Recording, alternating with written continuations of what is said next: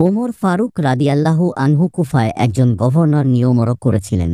এমনিতেই সমস্ত সাহাবা ন্যায়পরায়ণ, সৎ ও নিষ্ঠাবান ছিলেন, কিন্তু এক্ষেত্রে গভর্নর আরও এক ধাপ অগ্রগামী ছিলেন। তার চোখে বিচারাদি সহ সকল বিষয়েই ধনী গরিব, শিক্ষিত অশিক্ষিত, উঁচু নিচু এবং ছোটরও সমান ছিল। কোনো ব্যাপারে কারো কোনো তোয়াক্কা না করে ন্যায়সঙ্গতভাবে বিচারাদি ও শাসন কাজ চালাতেন।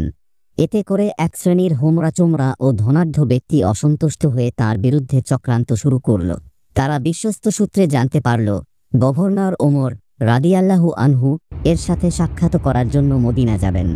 এই সুযোগে চাঁদা তুলে 2000 দিনার জমা করে তাদের কয়েকজন মদিনা যাত্রা করল।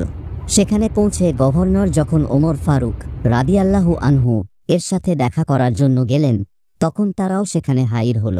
তিনি জিজ্ঞেস করলেন, আপনারা কারা, কোথা থেকে এসেছেন, কি চান? তারা বলল, আমরা কুফার নাগরিক এবং সেখান থেকেই এসেছি। তেমন কোনো কাজ নেই, বেড়াতে এসেছি এবং সামান্য একটি ব্যাপার নিয়ে আপনার সাথে দেখা করতে আসলাম। তিনি বললেন, কোন ব্যাপারে? তারা বলল, আপনার এই অলি গভর্নর বায়তুল মালের সম্পদ আত্মসাৎ করে আমাদের নিকট এই 2000 দিনার জমা রেখেছিল, ওটা আপনাকে ফেরত দিতে এলাম। ফারুকে আয়েম রাদিয়াল্লাহু আনহু গভর্নরকে প্রশ্ন করলেন, তাদের অভিযোগ কি সত্য? তিনি বললেন, না, তারা মিথ্যা বলেছে। আমি ওদের নিকট 4000 দিনার জমা রেখেছিলাম, কিন্তু তারা 2000 আত্মসাৎ করে বাকি 2000 জমা দিতে এসেছে। ওমর ফারুক রাদিয়াল্লাহু আনহু বললেন, তুমি একাজ কেন করলে? তিনি উত্তরে বললেন, আমি মরে যাওয়ার পর ছেলে মেয়েদের জীবিকা যেন ভালোভাবে চলে সেজন্য।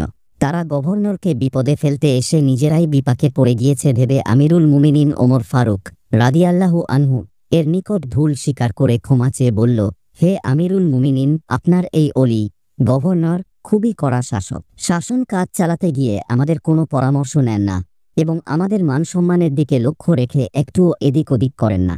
এতে করে আমাদের মানসম্মান ক্ষুণ্ণ হচ্ছে। কাজেই তাকে আমাদের ওখান থেকে সরাবার জন্য আমরা চাঁদা তুলে 2000 দিনার জমা করে এই ষড়যন্ত্রের জাল বুনেছিলাম। আসলে উনি আমাদের নিকট 2000 তো দূরের কথা 2 দিনারও রাখেননি। ওমর ফারুক রাদিয়াল্লাহু আনহু উক্ত গভর্নরকে লক্ষ্য করে বললেন, কি ব্যাপার? তিনি উত্তরে বললেন, এখন ওরা ঠিক বলছে। ফারুকে আয়েম তাঁর গভর্নরের বুদ্ধিমত্তা দেখে আশ্চর্য হয়ে গেলেন। সে কিভাবে শত্রুর মুখ থেকেই তার সততা ও ওদের চক্রান্তের কথা বের করে নিলেন। তিনি জিজ্ঞেস করলেন, হে অলি, তুমি কেন এ ধরনের কৌশল অবলম্বন করলে? তিনি উত্তরে বললেন, হে আমিরুল মুমিনিন, তারা তো কয়েকজন এক দাবি পেশ করেছে, তার সাথে কজন সাক্ষী আছে, কিন্তু আমার তো সাক্ষী নেই। কাজেই কৌশল অবলম্বন ছাড়া আর তো কোনো উপায় ছিল না। আমিরুল মুমিনিন তাকে ধন্যবাদ জানালেন।